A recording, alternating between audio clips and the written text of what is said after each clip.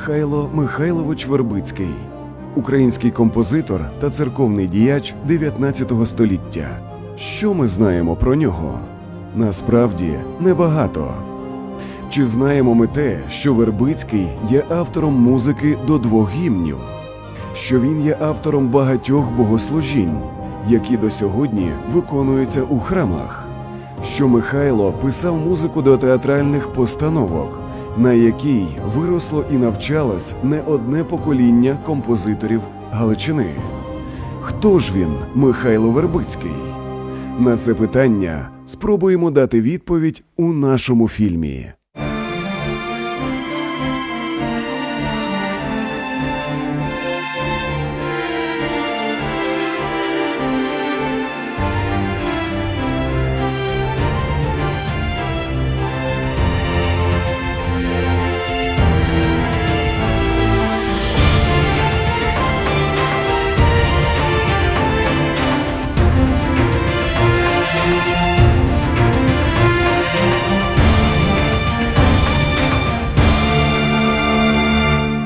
Народився Михайло Вербицький 4 березня 1815 року в селі Явірнико-Руським біля Перемишля, нині Республіка Польща, в сім'ї священника.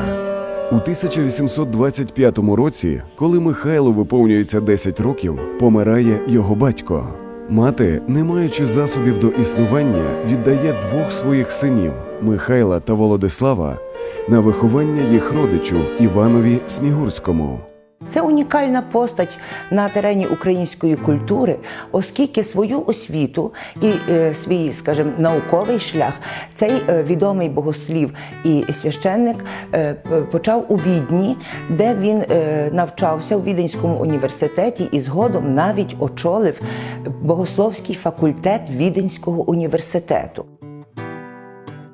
У 1819 році Снігурський був призначений єпископом до Перемишля, де і вже прожив ціле своє життя. Так Михайло разом з своїм братом Володиславом потрапляють до Перемишля, де згодом вступають на навчання у Перемишльську гімназію. А владика зауважив, що хлопці надзвичайно мають гарний талант до співу і музики. Коли вони співають в церковному хорі, вони стають солістами цього хору.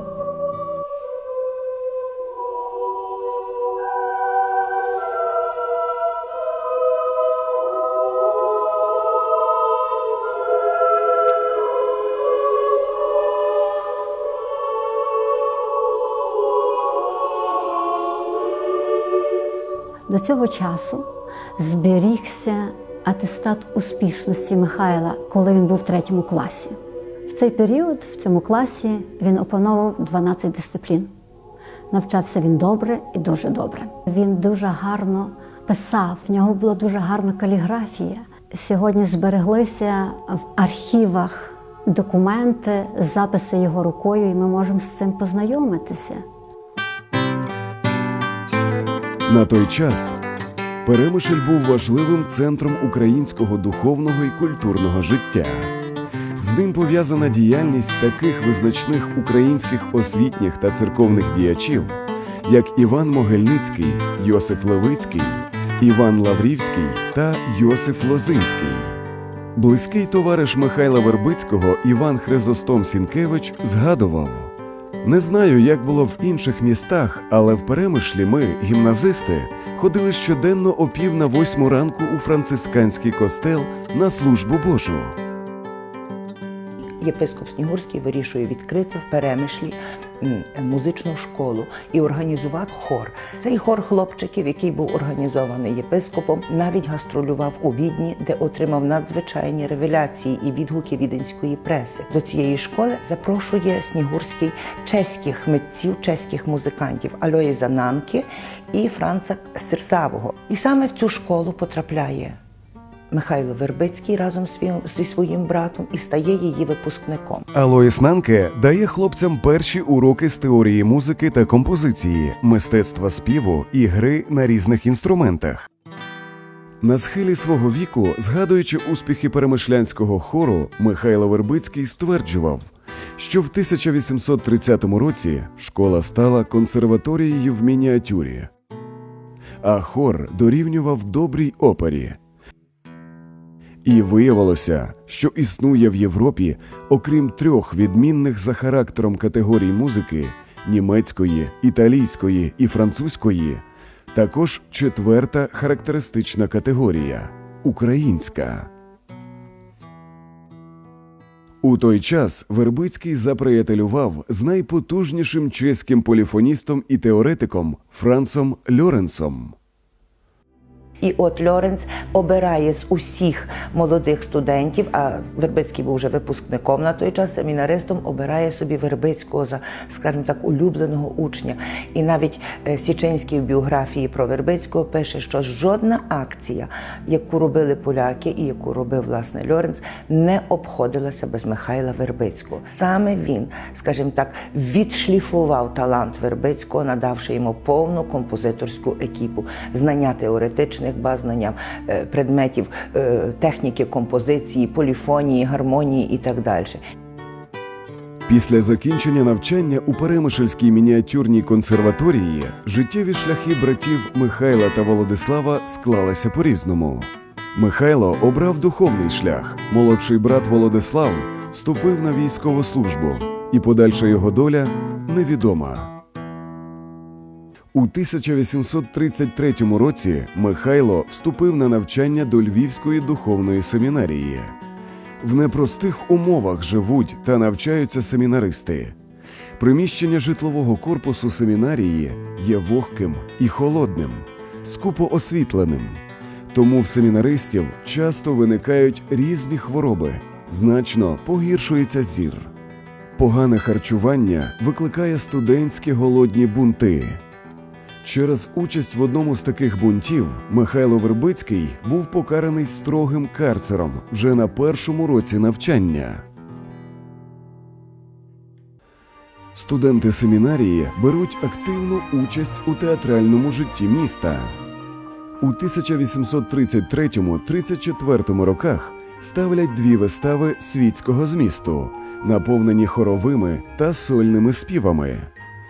Пізніше, у 1837 році, Михайло Вербицький разом з Рудольфом Мохом, Антіном Могильницьким та Миколою Устияновичем ставлять інсценізацію драми «Руське весілля» Йосипа Лозинського.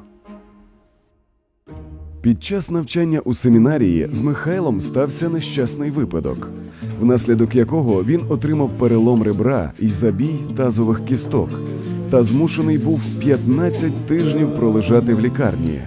Саме в цей період Михайло захоплюється грою на гітарі. Як ти мене покидаєш, тільки подумай. Постой, постой, козаче, твоя дівчина плаче. Як ти мене покидаєш, тільки подумай. Як згадував його однокурсник Іван Хризостом Сінкевич, Михайло днями і ночами грав на гітарі і довів свою гру до досконалості. В цей період свого життя він складає короткий посібник для початківців з гри на гітарі «Поучення хитари ведле Михайла Вербицького». Цей рукопис досі зберігається в архівах Львівської консерваторії.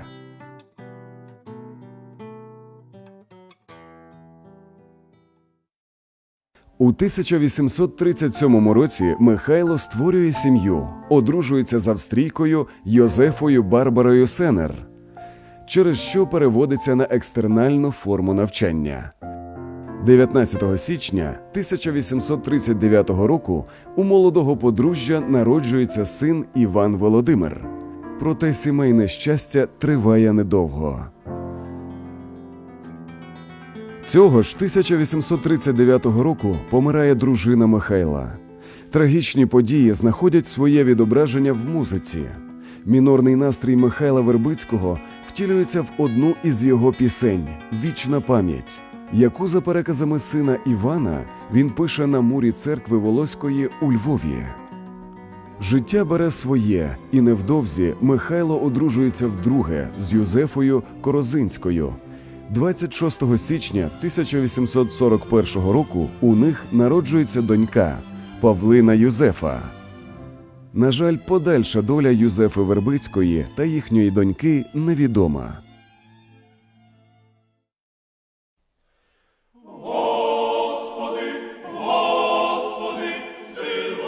Вербицький працює не покладаючи рук, заробляє уроками гри на гітарі, працює платним тенором у хорі латинської катедри, керує хором у вірменському костелі бенедиктинок.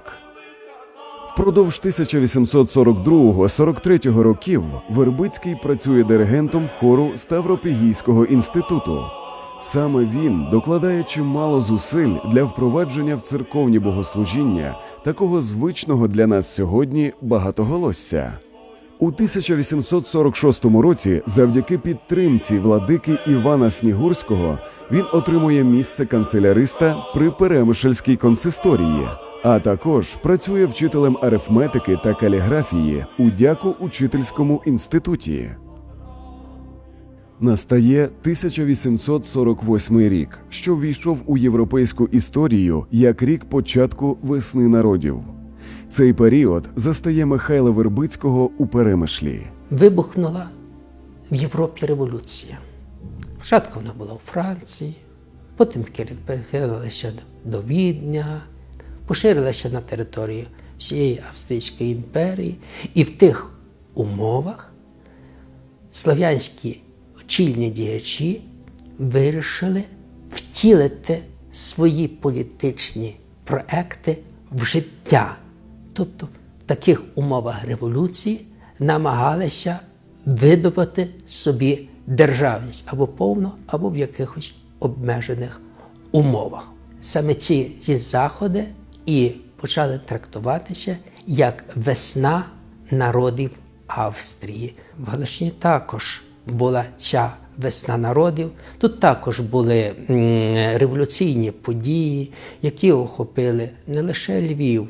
Революційні події відбувалися в Дрогобичі, в Самборі, в Тернополі, в Бережанах.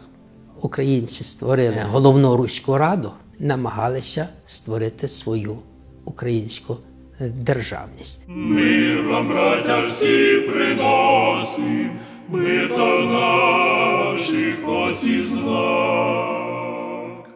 В час загального національного піднесення музика, створена Вербицьким до вірша Івана Гушалевича «Мир вам, браття, всім приносим», стала гімном Галичини.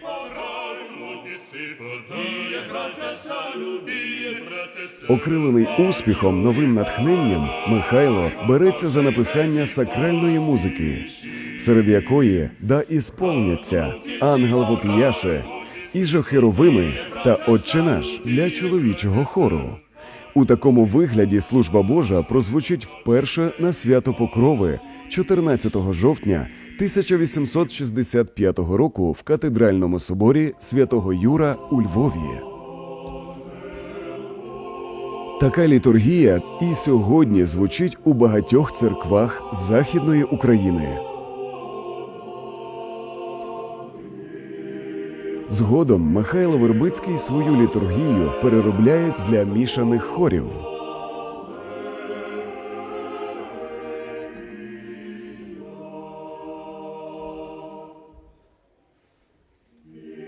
У цьому ж 1848 році Михайло знову одружується, відновлює семінарські студії у Перемишлі та бере активну участь у налагодженні театрального життя міста.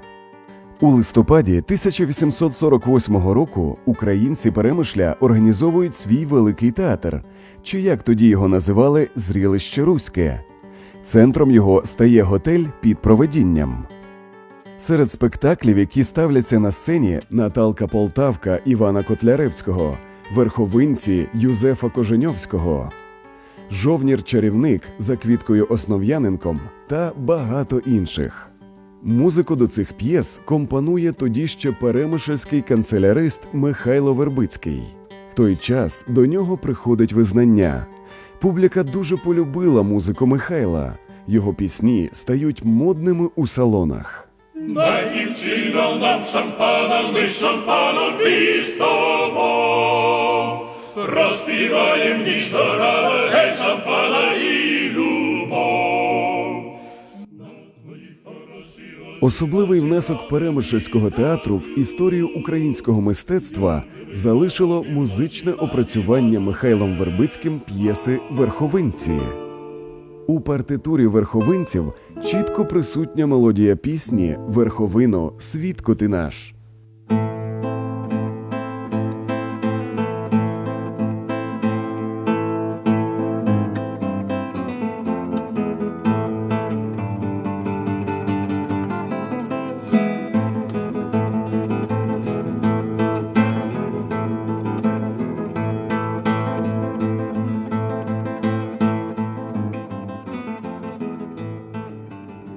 Надходить 1850 рік, який стає переломним у житті Михайла Вербицького.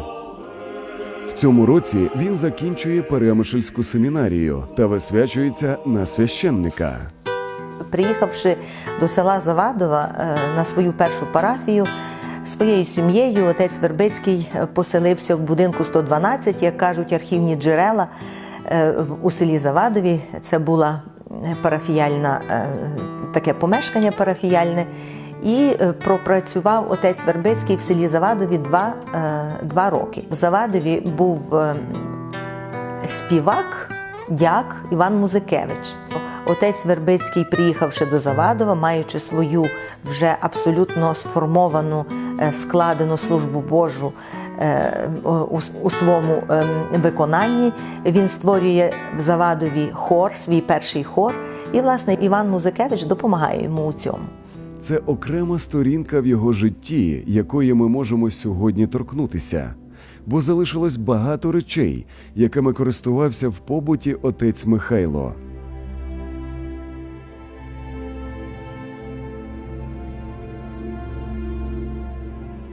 Збереглись Євангелія цього періоду, старі фелони, свічники, ікони й інші сакральні речі.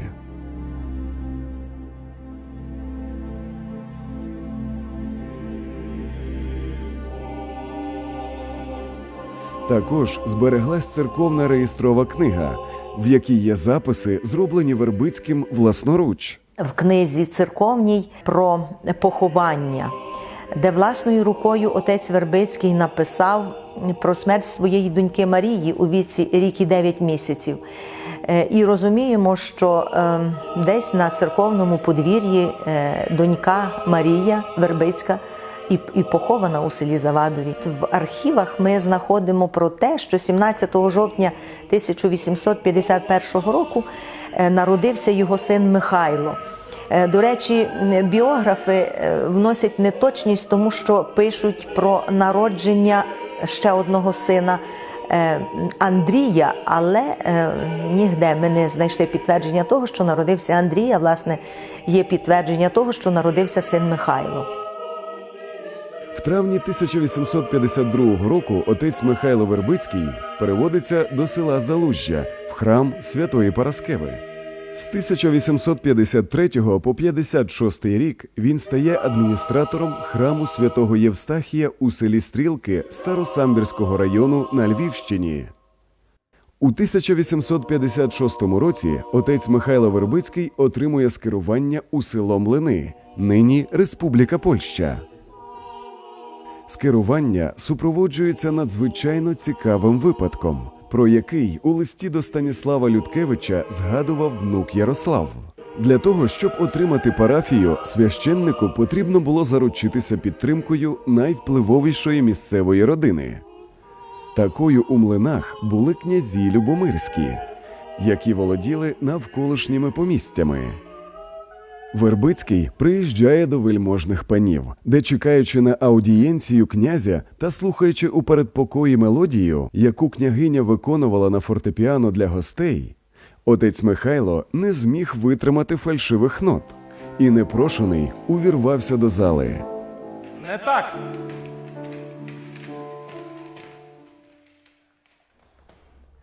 Не так пані княгиня грає. То насмільте зіграти ліпше.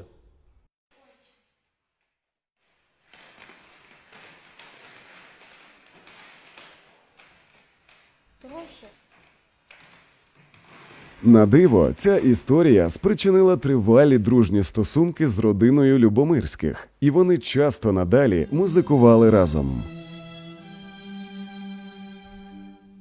На початку 1860-х років серед української громади Галичини все голосніше звучить питання створення у Львові постійно діючого народного театру. На той час у Львові діяли вже австрійський німецькомовний, польський театр, а українського театру не було.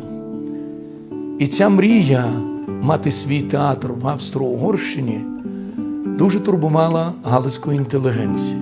Юліан Лаврівський, голова Товариства Руської бесіди, у 1862 році опублікував в газеті «Слово» відкритий лист до руської громади про створення чи заснування народного театру в Галичині. Юліан Лаврівський, створюючи Руський народний театр і роблячи заходи по його створенню, вбачав, що театр буде сприяти розвитку народної мови.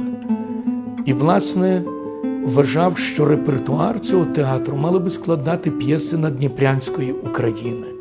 Осередком духовного життя українців Галичини в той час було засноване у Львові Юліаном Лаврівським у 60-х роках товариство «Руська бесіда».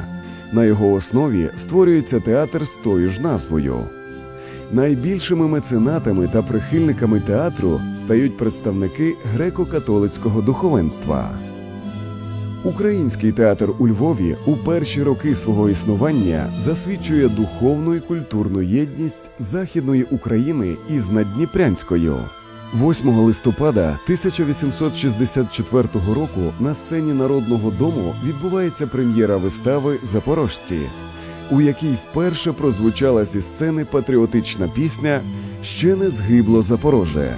У Михайла Вербицького не було пісні з назвою «Ще не згибло Запороже», а тому з великою долею ймовірності можна стверджувати, що це звучала композиція «Ще не вмерла Україна» зі зміненою першою строфою. Саме цю пісню актори виконують неодноразово на біс. Відповідно, коли ми говоримо про гімн, коли він був написаний, в який період він був написаний, цікаво, що цей період не тільки в Україні, а й в інших народів з'являються свої символічні пісні, які, по суті, означають їхнє національне піднесення. І, власне, цей гімн «Ще не вмерла Україна» був написаний під впливом тих тенденцій, які були загальноєвропейськими. Ми можемо говорити про дві основні версії. Перша версія, що текст потрапив через друзів до Михайла Вербицького. Друга версія говорить нам про те, що Михайло Вербицький познайомився з текстом через журнал «Мета». І в першому і в другому випадку, скоріше всього, він вважав автором, власне, Тараса Шевченка. До нас дійшла версія його написання, музичного його написання, як гра на гітарі. Іншими словами, можливо, і Вербицький в товаристві однодумців виконував його і попередньо. Але вперше гімн прозвучав в Перемишлі на Шевченківському вечорі.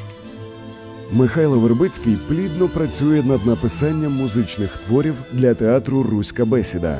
Оцінюючи талант Михайла, перемишльський дописувач львівської газети «Слово» стверджував: «Композитор здатний написати найскладнішу театральну музику». Товариство «Руська бесіда» оголошує ще конкурс на українську, тобто руську, як тоді казали, народну драму або комедію, і виділялася сума 100 гульденів на написання за перше місце такої п'єси. Оголошений конкурс в газеті «Слово», значить, мав такі вимоги. Потрібно було написати оригінальну п'єсу, обов'язково в народній мові. Це був пункт номер 3. Обов'язкова народна мова. П'єса мала бути виставлена на публічність, після чого, після обговорення і відгуків в пресі, мали присудити першу, другу і третю премію. Оцінюючи прислані на конкурс твори, журі присуджує першу нагороду мелодрамі «Підгіряни». П'єса тріумфує на львівській сцені, отримує високу оцінку критиків та за життя автора ставиться на сцені Руської бесіди понад 70 разів. Мелодрама «Підгіряни» з музикою Михайла Вербицького понад 50 років була у репертуарі Українського театру у Львові. Ставилася у театрах Варшави, Познані, Праги та Петербурга. Театральний доробок Михайла Вербицького 60-х років охоплює твори різних жанрів і стилів. Це водевілі, музичні комедії, історичні драми та побутові оперети. Для створення музики до театральних вистав Михайло Вербицький освоює специфічний жанровий різновид, популярний у цей час серед європейських композиторів – оркестрові увертюри. У їх побудові він використовує українські романсові і коломийкові мотиви, чим досягає надзвичайної свіжості звучання й новаторства в українській симфонічній музиці 19 століття.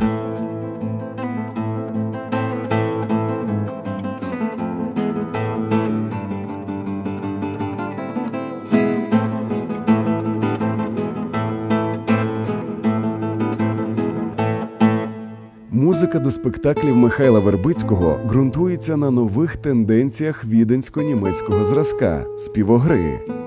До останніх музично-сценічних творів Михайла Вербицького належать «13-й жених» або «Мрії перед весіллям», «Вузькі черевички» та «Простачка», написана у серпні 1870 року, на партитурі якої є надпис Омеляна Бачинського.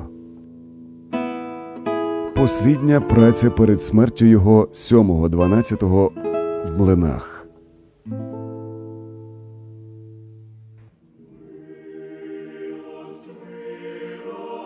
У 1869 році отець Вербицький захворів онкологічною хворобою язика.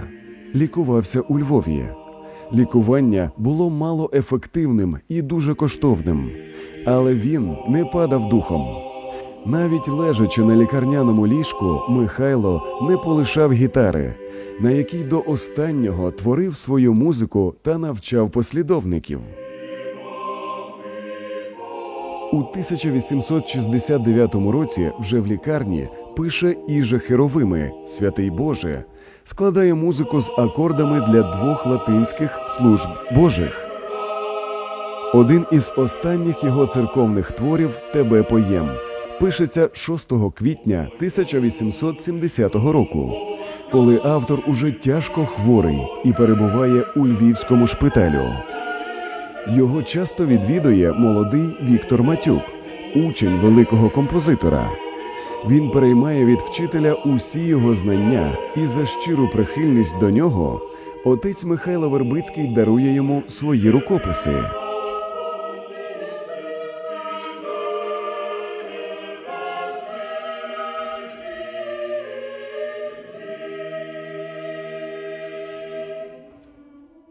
У 1870 році в газеті «Слово» композитор розміщає статтю о твореннях музикальних, церковних і мирських на нашій Русі.